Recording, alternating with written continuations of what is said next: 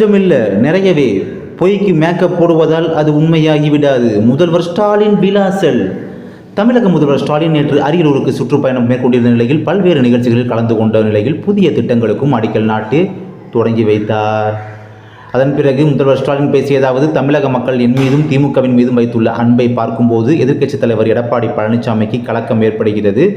அது கொஞ்சமாக இல்லை, நிறையவே கலக்கத்தை ஏற்படுத்தியுள்ளது. இதன் காரணமாக திமுக அரசுக்கு எதிராக அவர் பொய் மூட்டைகளை அவிழ்த்து விடுகிறார். பொய்க்கு மேக்கப் போடுவதால் அது உண்மையாகிவிடாது.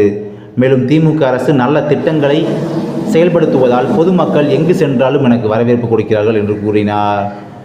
ஆகவே மக்கள் என்ன சொல்ல வந்திருக்காங்க பார்த்தீங்கன்னா, கொஞ்சம் நிஜமாக இல்லை, பல விதமாக கலக்கத்தை ஏற்படுத்தியிருக்கு.